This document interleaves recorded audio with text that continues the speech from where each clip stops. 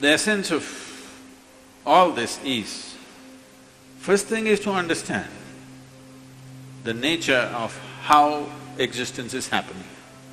Either you can look at this, or you can look at the atom, or you can look at the universe. If you want to look at the universe, it is complex, it is difficult because you don't have a gallery seat, you know. There is no… it is not like a stadium, you can sit somewhere and watch the whole universe. Very difficult, you can only see it in pieces. If you want to watch an atom, nobody has seen an atom, do you know this? Do you know this? Even in a super electron microscope, you can't see an atom. We have observed its activity, but we have never seen an atom as such. But we have broken it. We are capable of breaking things that even we cannot see. That's our… we are very proud of this these days. We can break anything. We can make it or not is a questionable thing, but we can break anything we want. Even if we cannot see it, we can break it.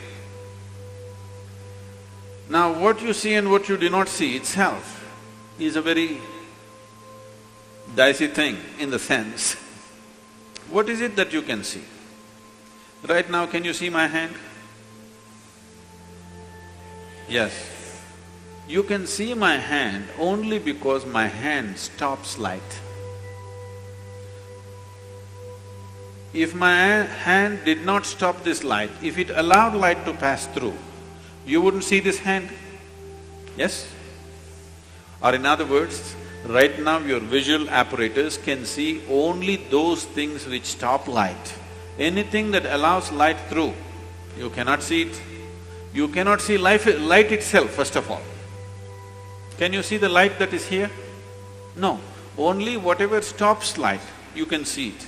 What does not stop light, you cannot see it. Very bad, isn't it? You must be able to see all those things which allow light to pass through, because they are important things. But right now your visual apparatus are trained to see or capable of seeing only that which stops light. So the whole process of seeing life the way it is means, first of all, evolving an eye, a thoughtless eye, an eye which is free of thought. When I say free of thought, it is free from the taint of memory. Right now, these two eyes are heavily loaded with memory. So you can see this. If you see a group of people like this, if you just casually look like this, among these hundreds of people, if there is one face that you're familiar with, you will see suddenly that face sticks out. Have you noticed this? Have you noticed this? You're going in a street, there are 100 people standing there. Your friend is among that. If you look here, just this friend's face is more clear than the rest of the faces, because this eye works with memory. The more memory you have, the better it sees. No memory, it cannot see. Memory means an accumulated past. Memory means information. Memory means that which does not exist but acts out as if it does. Memories are more real than reality, isn't it so? Yes or no? So I want you to understand, everything in your life is run by memory. Not just your computer stick, everything in your life. When I say memory, not just what you carry here, your very body is a body of memory. Why, if you eat a banana, it becomes a masculine body, and if she eats a banana, it becomes a feminine body, is simply because of the memory that it contains, isn't it? The information that is stored in this body and that body is different. Same banana, it becomes a man, same banana, it becomes a woman. Yes or no? Huh? Are you eating different types of bananas? Same thing, same food if you eat, it is becoming one way. In one person it is becoming dark skin, in another person it's becoming fair skin. How? The memory that you carry. Do you remember your great-great-great-great-great-grandfather? You don't. But his nose is sitting on your face. Your body remembers, isn't it? You may not have no idea who it was, but your body remembers even today. 1,000,000 years ago, how your forefathers were, still it remembers, isn't it? So what you call as my body is just a body of memory. And eyes are loaded with memory. An eye which is loaded with memory, an eye which is corrupted with memory, cannot see anything the way it is. It will only see things as it is convenient because the software is working from inside. It will not allow you to see anything the way it is. This is what traditionally we are referring to as karma. It is there in your body, it is there in your energies, it is there in the way your chemical reactions happen, it is there in your brain, it is there in your mind, it is there in everything. In the very physical energy that you carry, there is memory, because you will see each person's energies behave differently from the other simply because of the type of memory it carries. If you want to get rid of this, it's a long process, and if you get rid of this, dismantling of the personality and the body will happen. So another way is to create a distance from it. Just hold it little away. When you want to play with it, you play with it. When you want to switch it off, you must be able to switch it off. So for this, an external view is needed. Right now, your ears are loaded with memory, your eyes are loaded with memory, your tongue is loaded with memory. Why?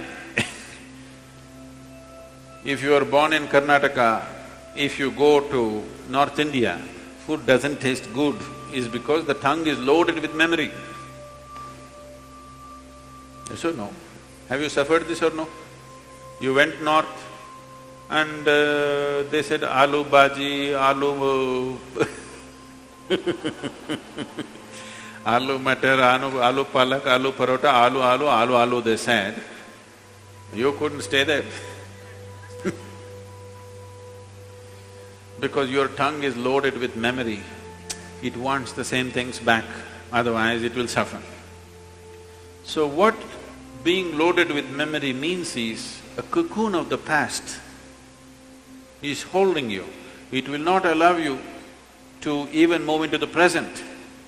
A cocoon of the past holds you, and you allow it to do this because it feels safe. It creates a cocoon.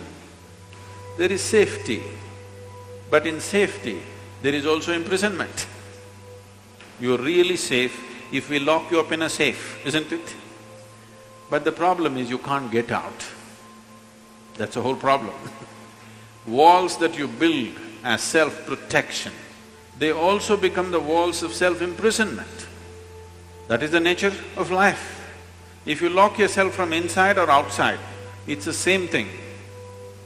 As long as you do not open the door, whether somebody locked you from outside or you locked yourself from inside, there is no difference. Anyway you're imprisoned, isn't it? At least somebody locked you from outside, you can at least complain and scream. You locked yourself from inside, you can only be depressed. You cannot even scream. At whom will you scream? So this process of what we are looking at is the memory imprints itself on all levels, right up to the elemental level. From the 5 elements which function here, from just after that, memory's work starts. So when we utter the word karma, it is not one simple formula, or it's not, people are saying theory of karma. We are not talking about any theory. We are referring to a certain reality. Karma means memory. Action and memory. Past action exists only in the form of memory, isn't it so? Yes? Memory, not just what you carry here. Every cell in the body carries its own memory. Why one atom behaves differently from another atom? Though the same ingredients is, it has a memory. A hydrogen atom has one kind of memory, oxygen atom has another kind of memory.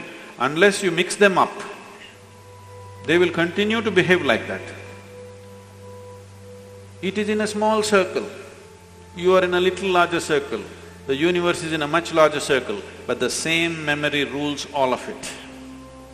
So when we said karma, we are not talking about some concept or philosophy. We are referring to a certain reality which is finding manifestation as who you are. The very shape of your body is because of memory. If a bird eats a mango, it becomes a bird. If a worm eats a mango, it becomes a worm. If you eat a mango, you become a human being. Same mango, how many things it's doing, depending upon what kind of memory it carries. Isn't it? What you call as a seed, if you plant the same seed, if you plant a seed in the same soil, here you plant a mango tree, here you plant an apple tree in the same soil, this will only produce apples, this will only produce mangoes. I know there is a newspaper picture where a jackfruit is become bananas, that's different. Yes? You saw this? Are you all from Bangalore or Devanahalli?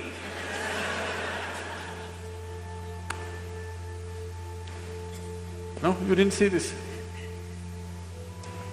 A bunch of bananas are coming out of a jackfruit for some reason. That's a freak. And that's happened because of some mix-up. We don't know who did the mix-up. But essentially, if you… in the same soil, if you plant an apple seed and a mango seed, this will only produce apples, this will only produce mangoes, because seed is a certain amount of memory, isn't it? Whether it is a seed of a plant or your father's seed which enters your mother's womb, it is just memory and memory and memory, isn't it so? This is karma, and this goes right back, right up to the elemental level. Everything is memory. Only the pure element is free from memory.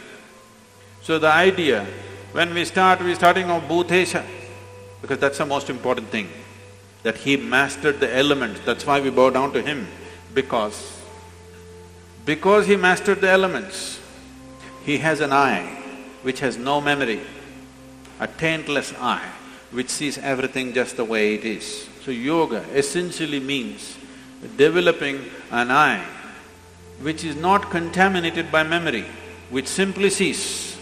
It does not see things the way your memory perverts it. It simply sees everything the way it is. This eye will see those things which do not stop light. Right now, these two eyes can only see what stops light. If you start seeing something that does not stop light, that means another dimension of the eye is beginning to function.